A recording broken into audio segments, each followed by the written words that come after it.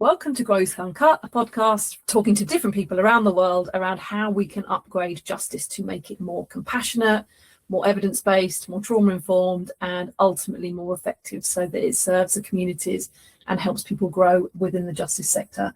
And today we're going to be talking about loads of really exciting things. We're going to be talking about our champions community. We're going to be discussing how we can apply the learnings from research into real life situations and what impact that can make, how we can change perceptions a little bit with the public. And also we're going to be looking at burnout and what that kind of looks like within a correctional context. And I'm going to be talking about those issues with Sinéad. So it's so lovely to have you here, Sinéad. Would you like to introduce yourself? Sure. Thanks very much, Sarah, for having me on Growth Uncut. Delighted to be here and chat with you about all these really interesting and important issues. So my name is Dr Sinéad Meade and I am a lecturer in applied psychology, and I'm working in the Institute of Art, Design and Technology in Dunleary in Dublin, Ireland. And I have both a psychology and criminology background. So that's where my perspective is coming from a discipline point of view, but I have a special interest in research on prison officers and their approaches to how they do their prison work and how prison work affects them and what are the knock-on effects for their relationships with people in detention, as well as whether they're experiencing burnout or work engagement and how that affects the organisation and trickling into the wider community as well.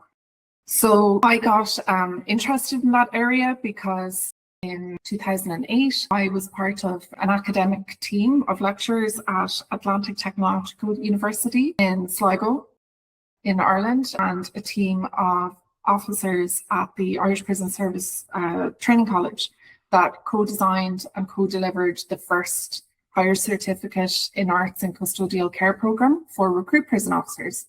So that's a 2-year mixed academic and work-based learning program that all new recruits have to complete as part of their job.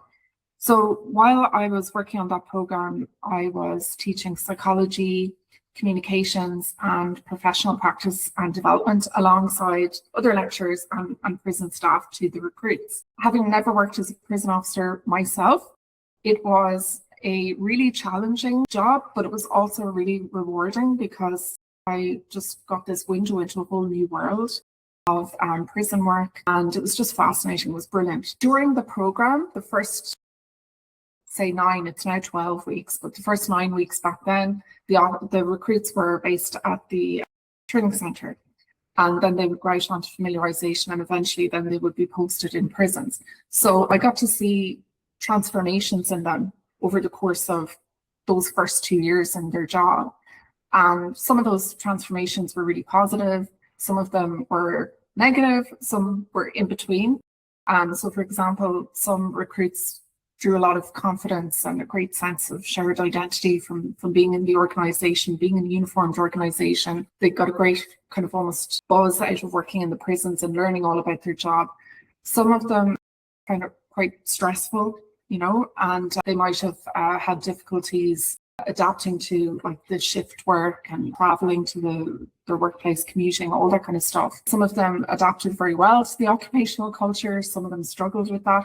So each time I would meet a new class of recruits, naturally I would wonder about them. How are these folks going to get on in their jobs? Will they be okay, in terms of their health and well-being? Because we know that doing prison work is a really uniquely rewarding, but also challenging job. Will they be able to maintain their mental health and well-being? Will they perform well in their jobs? Will they develop constructive relationships with people in detention? All of those things. So I started to get really curious about what kind of officers these folks would become over the course of their careers. And I did that work for about 5 years. And then after that, those experiences inspired me to do a PhD exploring that question. What kind of officers do people become? And what kind of individual and organisational or situational factors shape that. I did my PhD at Queen's University Belfast with my amazing supervisors. Initially, it was Michelle Butler and Shad Marina, and then Shad moved university, so then most of it was done with Michelle Butler and Andrew Percy, and they were fantastic. It was really tough, but I really enjoyed it too. Yeah. Wonderful. It sounds so interesting, and I'm really keen. I think you've said to me previously, burnout is not a personal failure. What do you kind of mean by that?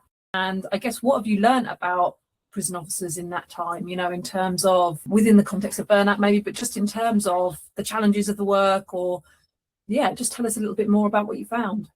Okay, well, if we think about the challenges involved in the work, at the best of times when they've, you know, great resources and there's no capacity or overcrowding issues, it's still challenging work. We know from the research and from what prison officers tell us that the prison is a very emotionally intense environment. There's also high stakes involved in terms of people's well-being, their safety, their security, and so on. I suppose more recently in the Irish prison service context, they have been experiencing increasing capacity pressures, and you know, the recent situation has been described as a crisis of overcrowding. So alongside that, you also have exposure to violence, drugs, you know, all the other drones, all the other kinds of problems that a lot of prison organisations are experiencing. So I suppose you could say that prison officers are under a lot of pressures coming from lots of different places, whether it's, you know, organisational pressures, situational pressures, things to do with workload, maybe how fairly they perceive the organisation is treating them in terms of maybe promotions and, you know, all these procedures, all those kinds of things. So that's like workplace challenges, but, you know, we all have our personal lives as well. So, you know, all of us, I think, experience personal struggles at some stage in our lives. So all of these things can kind of combine to make people possibly more vulnerable to experiencing burnout, you know, frontline workers like prison officers. And you could say that for other frontline workers as well. So they're under a lot of pressure. And we know from the research that over time it can take a toll. And in the Irish prison service, the staff turnover rate is very low. Like it's, I think most recently about 2.5%. Wow. So when officers in Ireland apply to work in the Irish prison service, they see it as a secure pensionable job. And in a lot of cases, or most cases, they're in there for 30 years. So that's a long time to be exposed to sustained stress coming at you from lots of different directions. Now, that's not to say that there aren't rewarding experiences and positive experiences as well, but you could say that burnout would be a very normal response to being exposed to sustained stress like that over a long period of time, as well as the shift work, the commuting, and everything else that's going on. But yeah, I'm very passionate about this idea that burnout is not a personal failure. There are some debates around this, but the World Health Organization defines it as a workplace phenomenon. So one of the things that I found in my research is that burnout is really a combination of these factors in the workplace, and it manifests in three main ways. So officers may experience emotional exhaustion, depersonalization, and a low sense of personal accomplishment. So what that looks like is maybe officers are so used to masking their emotions at work to appear strong and in control and confident and all of that, that eventually over time they might find it difficult to recognize when they are feeling really stressed or recognize other emotions. And they might find it difficult to talk about them when they need to, or they might find it difficult to seek support when they need to. Also with emotional exhaustion, they just might feel like they're running on empty, and that they don't really have the emotional resources or the energy that's needed to develop constructive relationships with people in detention, with their colleagues, with people at home, you know. So that can also be linked with depersonalization, which is, well, if your resources are low like that, it's going to be harder for you to engage with people in a personable and engaging manner. So they might become detached from people in detention, you know, not having the resources to develop the right kind of relationships with people in detention.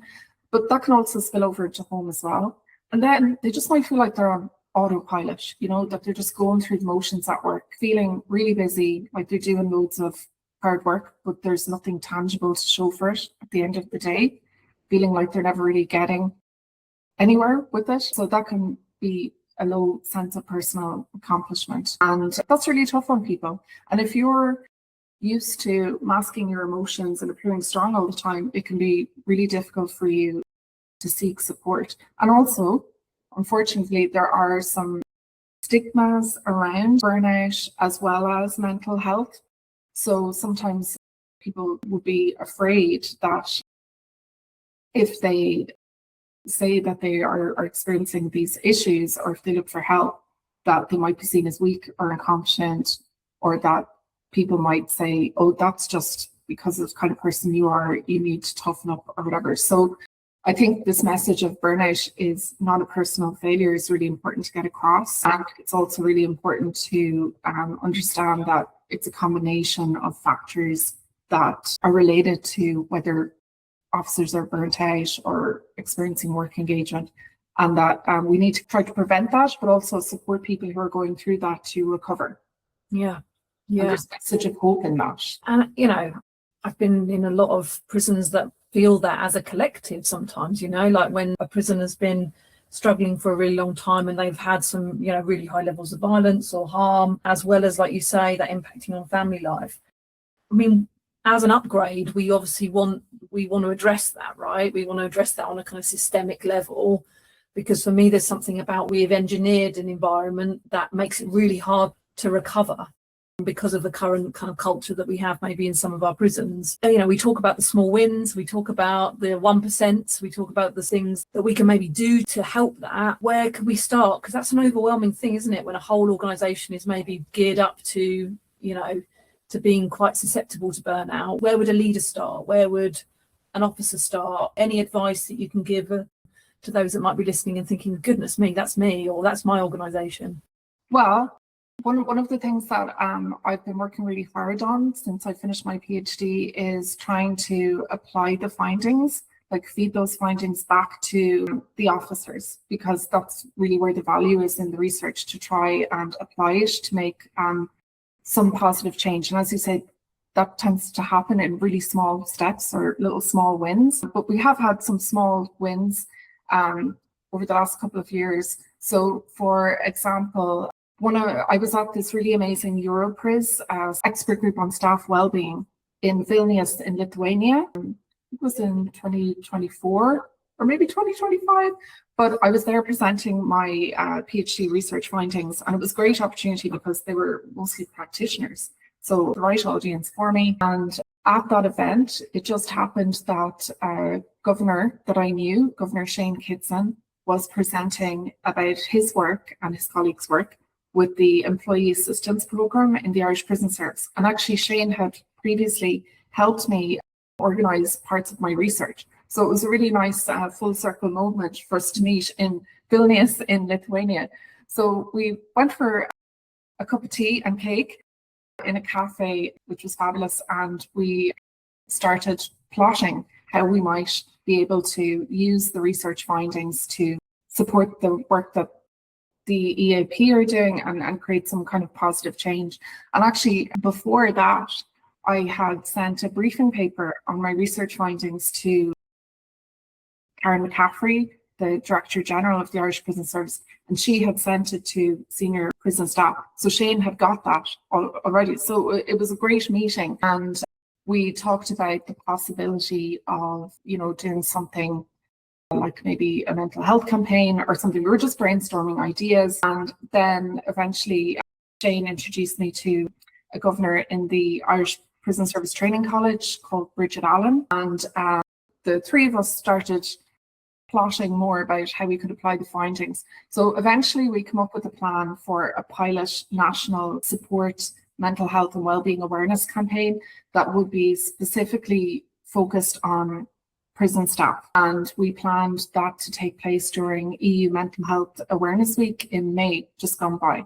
So we called it the support campaign because Shane had this lovely quote from a video about the EAP that they had published a while ago, where he said, support is more than a word, it's the foundation of our team. So we thought that was a really nice anchor for the campaign. And Basically what we did is over the course of EU Mental Health Awareness Week, we shared resources on mental health and wellbeing awareness, but particularly on burnout, with all the staff nationally across the prison service, including new recruits. So it was great to catch them early on. And those videos or e-awareness tools were tailor-made for officers. So they really kind of spoke to the realities of their work.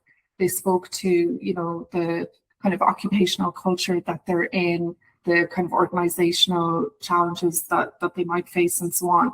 So we had some key areas that we focused on, like burnout awareness, challenging mental health stigma, resilience, self-care, and really trying to get that message across that burnout is a workplace phenomenon. It's not a personal failure. Nobody should be trying to cope with it alone, and really signposting to them the supports that the Employee Assistance Programme offer. So they provide counselling, they provide peer support, they've a helpline. They have, I think it's approximately 50 trained staff support officers around the country, which is just fantastic.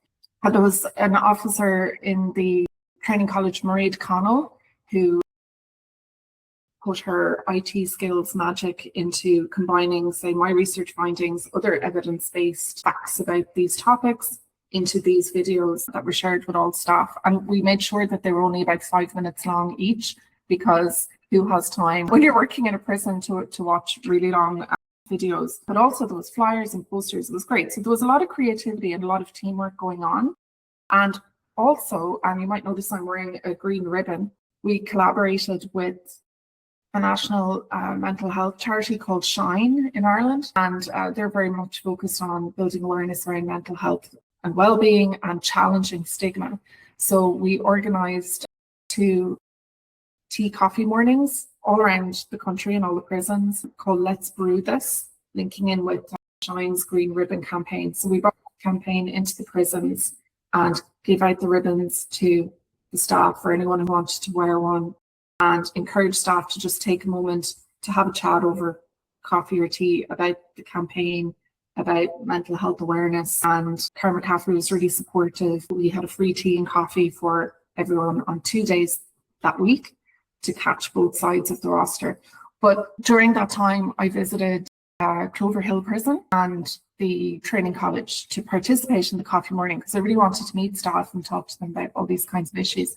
And I was just blown away by some of the conversations I had with them in the canteen. Some of them I had known from training, some of them I'd never met before, that were talking about difficulties they might have had in their careers or their personal lives, or maybe talking about friends or family members they had who had gone through mental health difficulties, and how they were really happy to see a campaign focused on staff. And it was just amazing to see that kind of, like, some of those conversations will stay with me forever, And it actually reminded me of something an officer once said to me a long time ago, which was that the kettle was the most important piece of equipment on the division.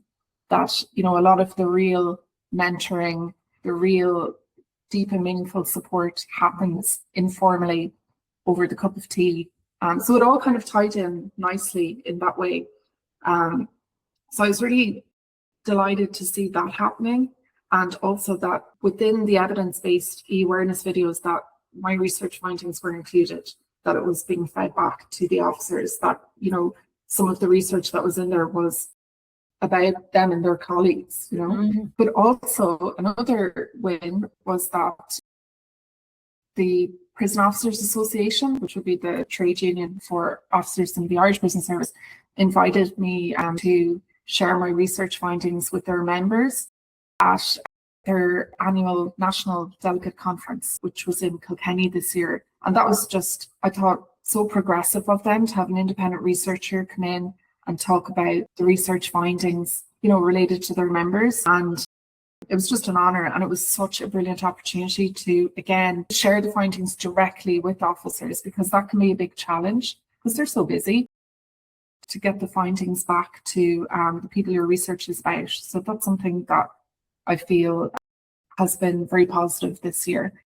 So I think, while that's all positive, And there's a lot of positive work going on with the EAP in the IPS all the time. Something like the support campaign we did, it was a pilot. It's not a quick fix. These are things that the organisation needs to work on all the time to try and create the conditions that support officers to do their best work, to also try and create, the conditions or the sense of psychological safety that if you're experiencing burnout or any other kind of difficulties, that there are supports there available and that you can seek help. So I suppose one of the valuable things about meeting the officers over coffee during the campaign was that I was able to say to them, look, this isn't about you talking about your personal difficulties or your mental health openly. It's not about that. Like, it's actually a really important part of your prison craft to be able to have that strong composure, when you're interacting with people in detention and so on. It was more about acknowledging that these people that are doing prison work at some stage in their career might have these issues, and that if they do, we want them to know that support is available and that it is a sign of strength and self-awareness to seek it. Yeah. And nobody should be facing those kinds of issues alone. Yeah, I love that. I love that. It must have been so rewarding to have started your kind of research and your PhD, and then it to do full circle, almost like you say, in terms of then being able to go in and experience those kind of conversations, because that's how culture change happens, isn't it? We kind of think that there is a lot of the time this kind of magic wand that has to happen, or this massive ship we've got to turn around. I think some of that small relational connections, finding like-minded people, like you said at the conference, that enables you to plot something. There's real power in that. And, I think for anyone who wants to make the system better and wants to upgrade justice and be part of Justice 2.0, find like-minded people, make a plan, connect, do something you're passionate about. But that applied aspect of research, I think, is an upgrade. I remember going to my first ever conference when I was a really early academic, and a guy did an amazing presentation. I think it was around domestic abuse. And I remember going up to him and saying, what are you going to do with this? Having worked in prisons and probation prior to that, I was very applied, I guess, in terms of my position. And he was like, well, I'm just going to present it at this next conference next year. That's the plan. And I'm like, but what? No, sorry, what are you going to do with it? And there was just that kind of like, oh, what do you mean? This is just knowledge that's just going to stay in the ivory tower. So it's absolutely wonderful that you're doing that. And, in terms of us connecting, in terms of, again, you've met like-minded people. You met Tamara, who heads up the Champions community with RW and Grow, Transform, Belong. And, we've had the pleasure of having you as part of our family a little bit in terms of the work that we're doing. Champions community, just for listeners, is just all about culture change. It's about the how do we do it, and how do we convene people, train them up, and create conditions that not only stop people surviving and move people to thriving, so that things like burnout and mental health and all of these things, we create a buffer for that in some kind of ways. And we feel really passionate about that. We've been doing it for a while. And you're evaluating part of that Champions community, and you're presenting your findings very excitingly in Vienna in a few weeks, really, at the European Justice, Education and Leadership Summit. Tell us a little bit about why you got involved with this work, what you like about it. Tell us a little bit about your impressions so far. Sure, yeah. Well, again, at the Europris conference that I spoke about earlier in Lithuania, I did write a briefing paper for them, which they published on their website. And Tamara saw that and reached out to me. So that's how we got connected. So again, there's this lovely kind of connection going on throughout all these kinds of events.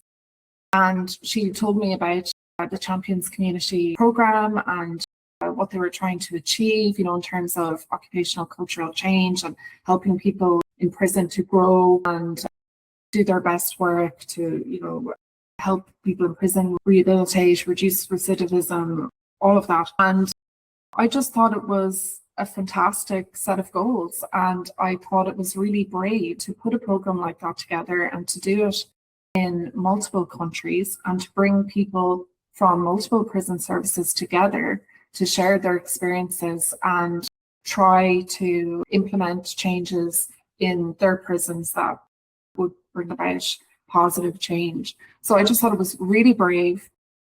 I could see the potential in it. And when she told me all that. I really wanted to be involved when she asked me. I really wanted to help in any way I could.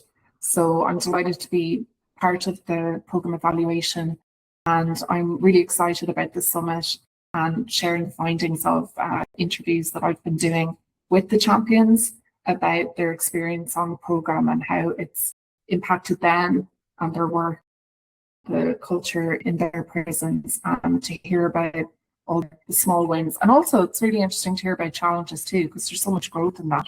Yeah.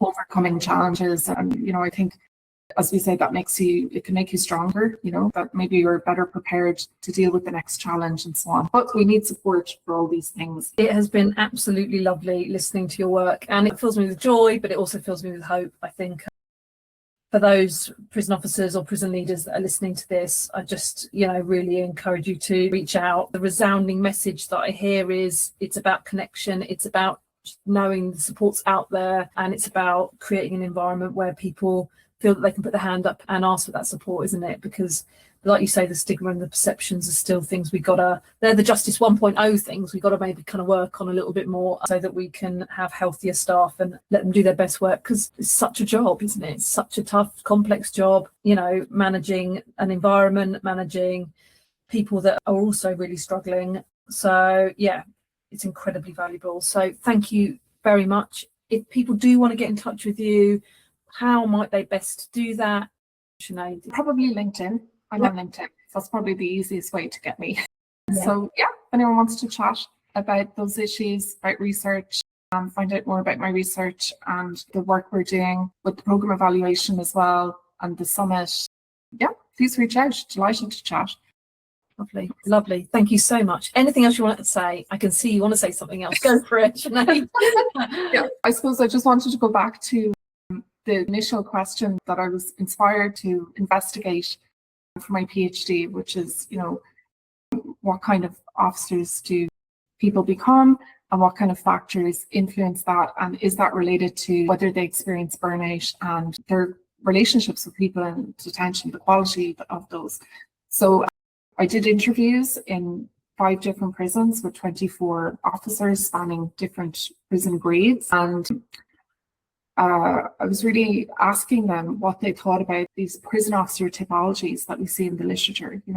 For example, the idea of the humanitarian type or the disciplinarian type or the punitive type or so on. They in particular recognized the humanitarian, disciplinarian, careerist and alienated types the most in themselves and their colleagues. But they argued really strongly that they don't approach their work in any one rigid or uniform way, that actually, in their own words, they said, our approach to work is fluid, and that we're constantly adapting how we approach our work depending on the demands of the situation, what the resources are like, maybe what penal policies are in place at the time, situational factors, and their own personality, occupational culture, that really the way officers present at any time, the way they approach their work at any one time is shaped by a combination of individual factors, like their individual characteristics, but also organizational and situational factors. And then I did a survey to quantitatively test that idea.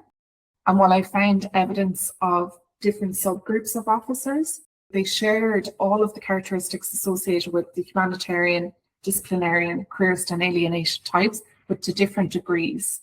So it might be beneficial to shift our focus towards a conceptual continuum of how officers approach their work. That allows them to move between the types that we see in the literature.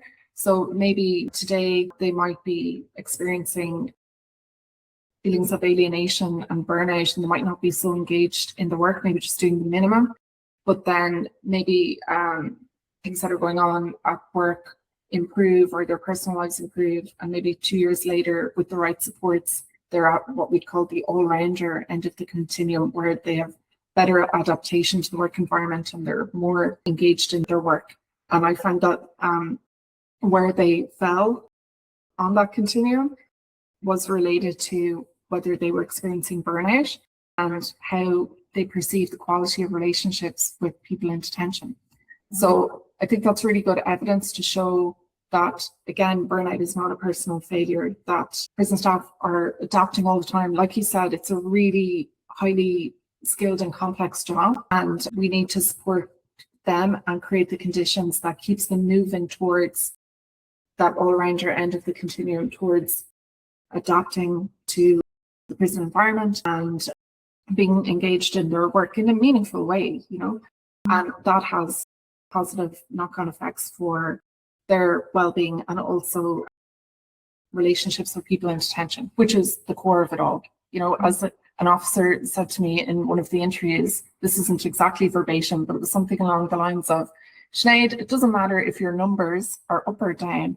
If your relationships are bad, you've got a bad prison, you know. So I think that kind of sums that up well.